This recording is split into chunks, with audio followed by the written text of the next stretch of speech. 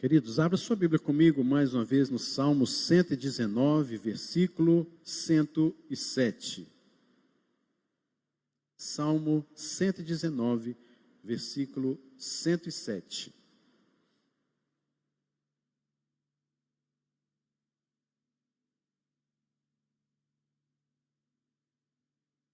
Diz assim a palavra do Senhor: estou aflitíssimo, vivifica-me, Senhor, segundo a tua palavra. Os irmãos que estão aqui, os irmãos que estão em casa, repitam este versículo para você mesmo, para o seu coração. Se possível, decore este versículo. Salmo 119, 107. Estou aflitíssimo, vivifica-me, Senhor, segundo a tua palavra. Amém, queridos? Que o Senhor venha falar profundamente aos nossos corações nesta noite, em nome de Jesus. O que é aflição? Aflição são consequências de determinadas situações pelas quais passamos, de forma a nos entristecer profundamente, deixando-nos até mesmo, às vezes, sem ação. A aflição, às vezes, é tão grande que nós identificamos o problema em si como a aflição. Mas o problema em si é o problema. A aflição é a consequência desta situação que leva então a esta consequência, leva então à aflição.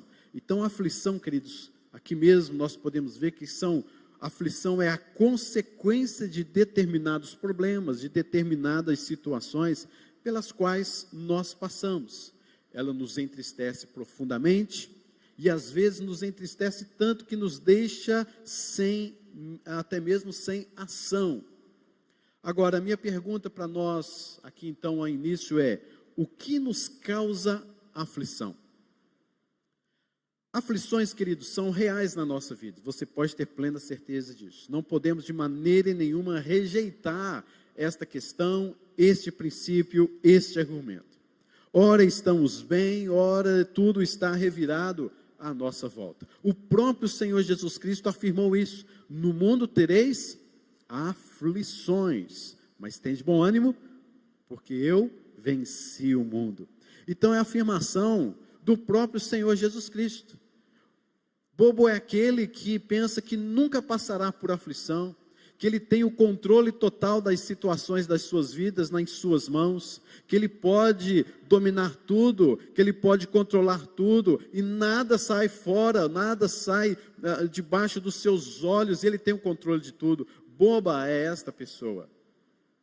Queridos, há situações que há vários momentos que nós não sabemos resolvê-las. Esta é uma das coisas que nos causa aflição, que é então o quê? A falta de sabedoria. Quando, queridos, há situações que não sabemos como resolvê-las, elas são terríveis, e pois é na falta de sabedoria que nos vem aflições. Logo, o que nos causa aflições não são os problemas em si, mas a falta de sabedoria em resolvê-los. Você tem uma situação, acontece uma situação em sua vida, mas você não sabe o que fazer. Já passou por isso? Quantas vezes eu já? Quantas vezes? Semanalmente, mensalmente, anualmente, até diariamente. A começar dos problemas de matemática na escola, onde havia ali a prova e resolva os problemas. Meu Deus, já tem tanto problema em casa, agora resolver mais isso, que cheio de número, e eu sou péssimo com números, e eu não sabia o que fazer, e aquilo me causava um suor, aquilo me causava ansiedade e angústia. Assim também é na nossa vida, queridos. Você está diante do problema, você está vendo o problema, e você não sabe o que? Resolver. A falta de sabedoria nos leva à aflição. Há situações, além da falta de sabedoria como causa das aflições. Em segundo lugar, há situações que não há qualquer forma de resolvê-las. Nós precisamos, nesse ponto, simplesmente de saber nos aquietar e sermos consolados. Não há o que fazer. O exemplo disso, a morte.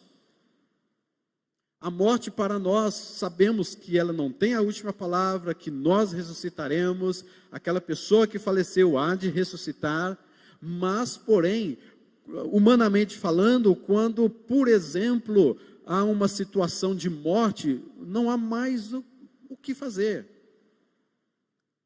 E há outras diversas situações que são assim também, que não há o que fazer, não há forma de resolvê-las, se não nos aquietarmos e sermos consolados. Terceiro lugar, terceira causa dessas aflições, há situações, há problemas que nós mesmos provocamos, e com isso vem as aflições. A aflição aqui, queridos, é gerada às vezes de forma intencional, sem observar o que de fato estaria para acontecer. Nós mesmos provocamos problemas. Nós, por muitas vezes, somos causadores de situações, de problemas em nossas vidas, e como consequência vem a aflição. Às vezes fazemos isso por vingança, às vezes fazemos isso por querer aparecer, para mostrar a algumas pessoas que nós sabemos, eu sei dominar, eu sei o que vou fazer, e não sabe ele que ele está provocando uma situação e um problema dentro de casa, no seu interior, com seus amigos relacionais, dentro do seu emprego. Nós mesmos, por muitas vezes, provocamos situações e essas situações nos levam à aflição. Quarto lugar, queridos, das causas de aflições em nossas vidas, há situações que se tornam também aflitivas, porque tomamos decisões no momento que não era para tomarmos nenhum tipo de atitude. Meus irmãos, eu já cansei de fazer isso e eu creio que você também. Cabeça quente, já ouviu essa expressão? Estou de cabeça quente, estou nervoso diante daquela situação que está acontecendo, e aí eu tomo uma atitude, e diante daquela situação que eu não pensei, que eu não analisei, não examinei, acabou trazendo para mim terrível aflição, porque eu tomei uma decisão de cabeça quente. E tomar decisões nessas horas, queridos, pode trazer seríssimas consequências e consequências devastadoras. E eu sei que você sabe sobre o que eu estou falando. Quinto lugar, queridos, há situações que essa é a pior, são situações provocadas pelo próprio pecado que habita em nós.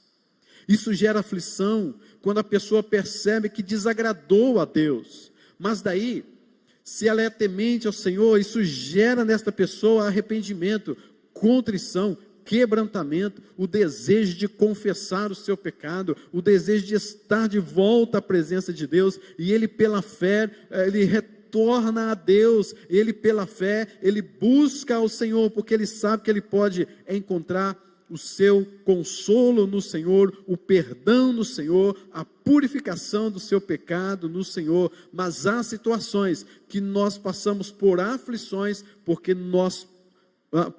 são provocadas pelo nosso próprio pecado. Nós mesmos, pelo pecado que habita em nós, provocamos situações que nos levam a aflições. Segundo aos Coríntios 7, versículo de número 10, nos fala da tristeza provocada pelo Espírito Santo que habita em nós e que gera arrependimento. Que tristeza é essa? Que aflição é essa? Que sofrimento é este? É um sofrimento dado pelo Espírito Santo para que nós nos arrependamos verdadeiramente dos nossos pecados. Mas se nós não tivéssemos pecado, se nós não tivéssemos errado, queridos, não havia necessidade, inclusive, de arrependimento. Mas você está pensando já assim, pastor, mas eu erro a todo instante, eu sou pecador. Pois é, querido, pois é. Entende que muitos problemas pelos quais passamos são provocados pelo pecado que habita em nós. O fato, queridos, é que nós sabemos muitas vezes por que estamos aflitos. Mesmo alguém a quem você questione acerca de sua aflição, do seu problema, no fundo ela sabe por que está passando por aquilo. A pessoa às vezes pergunta, por que está triste, por que você está aflita? Olha, eu não sei, mas lá no fundo da alma daquela pessoa, ela talvez não consegue colocar em ordem a sua aflição, ela talvez não consegue expressar a sua aflição, mas lá no fundo do seu coração, esta pessoa sabe direitinho do que ela está passando. As consequências da aflição, como consequências, querido, de todas estas causas, de todas essas situações, sejam elas de qualquer uma destas origens, destas causas, trazem sérios problemas. A falta de sabedoria, o não pode fazer nada, o provocado por nós mesmos, provocado pelo nosso pecado, todas elas trazem sérios problemas para a nossa vida diária, relacional, familiar, profissional, e até mesmo pode atingir o nosso relacionamento com o próprio Deus. Há pessoas doentes por conta das consequências de situações, e uma delas é esta que o salmista fala, a aflição. Esta palavra, querido, aflição que o salmista está dizendo, ela está aí, você pode perceber, em algumas versões, que ela está no superlativo. O que significa isso? Que ele não está simplesmente passando por uma aflição como outras que ele passa, mas há uma situação tão específica na vida deste salmista, que ele está extremamente aflito, ele está não somente aflito, ele está aflitíssimo.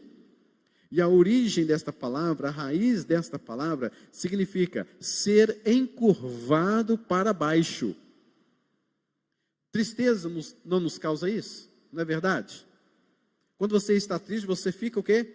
Encurvado. Talvez não encurvado simplesmente fisicamente, mas encurva-se diante da tristeza. Você está abatido, você está cabisbaixo. E o homem foi criado para olhar para quem?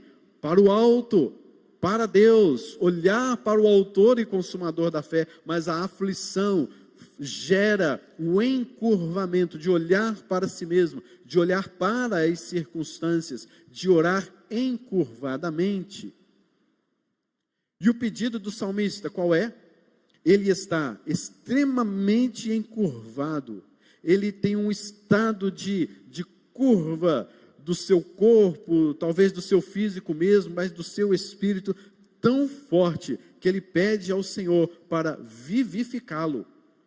Ou seja, essa aflição pela qual ele está passando é de tal intensidade, que ele se encontra como um morto, e pede a Deus para ressuscitá-lo.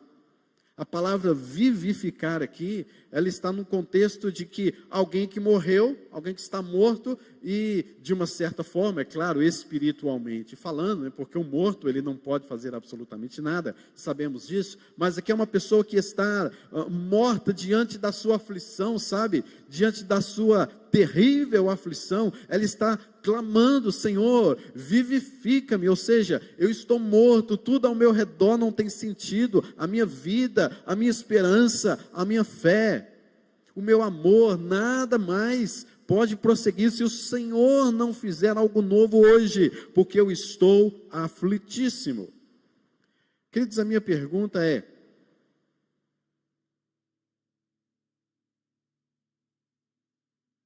Deus tem esse poder de ressuscitar? Será que Deus pode de fato ressuscitar alguém nesse estado aflitíssimo? Veja bem comigo, queridos, Jesus Cristo foi aquele que passou por uma terrível aflição, mas diferentemente de tudo quanto vimos, nós é que provocamos a terrível e pesada aflição de Jesus. Às vezes as aflições vêm até nós porque nós provocamos, falta de sabedoria, não tem o que fazer. Mas a aflição de Jesus fomos eu e você que provocamos nele. Ele é o Senhor de toda a glória, Ele é o Senhor de todas as coisas, mas nós provocamos nele terrível aflição. Ele se encarnou, isso já é humilhação. Ele veio até nós, e queridos, Jesus Cristo teve um momento terrível no jardim do Getsêmani, onde ele até mesmo suou sangue. Tamanha era a aflição em seu coração, por saber que haveria de morrer horas depois, e ainda mais, na cruz do Calvário. Jesus foi cuspido, maltratado, pisoteado, açoitado, humilhado, preso, abandonado, as suas mãos traspassado por aqueles terríveis cravos romanos. foi enfim crucificado e morto. Mas sabe qual foi a pior aflição de Cristo Jesus? Não eram os cravos, não eram as cusparadas, as humilhações.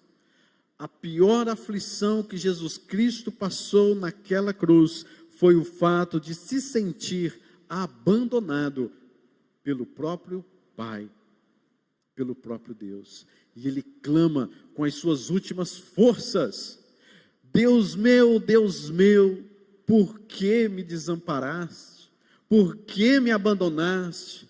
Que aflição, querido, que tristeza, que momento horrível Jesus Cristo está passando naqueles momentos ali. Era a ira de Deus sobre Jesus, a justiça e a vingança sobre o pecado. Foi algo tão grande que o próprio Pai abandonou, virou o rosto contra o seu filho naquela maldita, naquela aflitiva cruz, para resgatar a mim e a você, para nos tirar de toda a situação que era contra nós, a condenação, o problema do pecado, o problema da morte, o problema do salário do pecado. Mas no terceiro dia, Deus o Pai o ressuscitou vitoriosamente dentre os mortos, amém? Jesus venceu a morte, querido, gerando assim para nós vida eterna, garantindo vida eterna para nós. Nem mesmo as correntes da morte pôde detê-lo. Esse é o nosso Deus, louvado, engrandecido, exaltado seja o nome do Senhor, porque Jesus ressuscitou. E se Jesus ressuscitou, isso quer dizer que sim. A pergunta, se Deus pode ressuscitar, tem o poder da ressurreição, a resposta é sim, porque Ele ressuscitou o seu próprio Filho. Ele tem o poder, o controle até mesmo da morte. A morte não pôde detê-lo, e Deus tem o poder até mesmo sobre a morte. Deus tem o poder até mesmo sobre a morte, enfim, sobre todas as coisas. E o que o salmista pede ao Senhor? Pede ao Senhor que o ressuscita, que o vivifica. Então, queridos, é claro que sim, se Deus e como Deus ressuscitou a Cristo, Ele também há de nos ressuscitar. E é interessante, queridos, nós vemos que aquele que ressuscitou a Jesus Cristo pelo seu poder, debaixo do poder da morte, Ele também não nos pode ressuscitar diante de situações aflitivas que surgem em nossa vida. Ou seja, queridos, Ele que tem todo o poder e ressuscitou de uma forma todo poderosa a Cristo Jesus, porventura Ele não vai ressuscitar a nós em coisas, em problemas, em situações diárias das nossas vidas? Aquele que tem poder de fazer coisas grandes não pode fazer coisas menores? Aquele que livrou Jesus daquela morte, um problema tão grande, porventura não nos pode livrar de problemas diários que nós passamos? Perceba que qualquer situação que você passe neste dia, nesta noite, se tornou o quê? Menor. Diante do problema da morte, diante do problema da crucificação, diante de toda a situação que Jesus Cristo passou. A pessoa que mais passou por terrível aflição nessa terra foi Jesus Cristo. E qualquer problema que você passa, qualquer aflição que você tenha como consequência desses problemas, são bem menores do que aqueles pelos quais Jesus Cristo passou. Mas o salmista, ele ainda continua dizendo: vivifica-me segundo a tua palavra. Qual é então o meio que o salmista pede a Deus para o ressuscitar, para o vivificar? Ele diz: vivifica-me segundo a tua palavra. Queridos, há um grande problema em nós. Nós queremos ser vivificados. Nós queremos sair desta aflição. Nós queremos resolver nossos problemas e andar de forma pacífica, alegre, despreocupado, sem ansiedade. Mas nós queremos tudo isso, mas não segundo a palavra de Deus, mas segundo o que eu acho, o que nós achamos que deve ser, é o nosso achismo. São os nossos princípios, são os nossos argumentos, são as nossas experiências. A palavra de Deus nos fala que Deus levanta homens e lhes dá dons para o crescimento e perfeição da igreja, para aconselhar, para orientar, para edificar, para estar junto, para caminhar junto. Deus dá dons a homens, mas poucos desejam se submeter a estes santos homens de Deus, porque aquela pessoa, aquela ovelha daquela igreja acha que por si só consegue resolver o problema. Precisa do pastor não precisa do presbítero aconselhando não precisa daquele irmão experiente de intimidade com Deus não. Ele resolve sozinho, ele não quer incomodar ninguém não. No final de tudo isso, queridos, se chama orgulho, vaidade, porque acha que não precisa do povo de Deus, não precisa de homens santos para estar dirigindo, cuidando, pela graça, bondade, dom do Espírito Santo, como a palavra de Deus nos diz em Efésios capítulo de número 4. Esse é um dos grandes problemas em nós. A palavra de Deus nos fala que Deus levanta, que nós devemos de fato nos quebrantar, nos humilhar na sua presença, mas ainda assim preferimos continuar com o nosso orgulho, com as nossas vaidades. A palavra do Senhor nos ensina que devemos orar para que não caiamos em tentação, para não insurgirem certas aflições, mas nós somos teimosos e não queremos orar. Oramos de qualquer maneira, não damos prioridade à oração, não colocamos a oração como algo de valor nas nossas vidas, não entendemos o significado do que é orar, da arma poderosa do que é uma vida de oração. E aí nós rejeitamos e deixamos isso de lado. Como você quer ser vivificado? Senhor, vivifica-me segundo a tua palavra. Então ore, porque a palavra de Deus fala para você orar. Senhor, vivifica-me segundo a tua palavra. Então, queridos, quebrante o seu coração, humilhe o seu coração na presença do Senhor, porque a palavra de Deus fala que os humildes serão exaltados, que nós precisamos nos humilhar perante o Senhor Todo-Poderoso. Senhor, vivifica-me segundo a tua palavra. Então, querido, se submeta a homens, os quais Deus preparou para abençoar, dirigir, caminhar junto com você. A palavra do Senhor, querido, nos fala que nós devemos ser cheios do Espírito Santo, mas preferimos nos encher com argumentos, com princípios e palavras de homens deste mundo, que não têm qualquer compromisso com a verdade.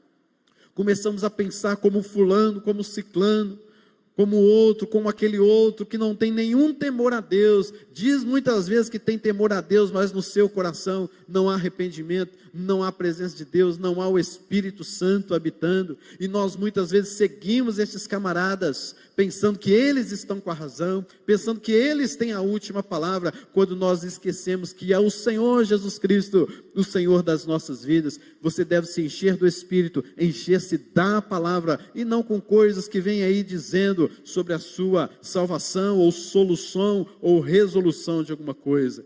É assim, queridos, que você deve ser vivificado, segundo a palavra de Deus.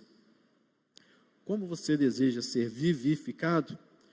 Vai continuar sofrendo aflições sobre aflições, tristezas sobre tristezas, sabendo, queridos, que na palavra de Deus há salvação para a sua vida, há conforto para a sua vida.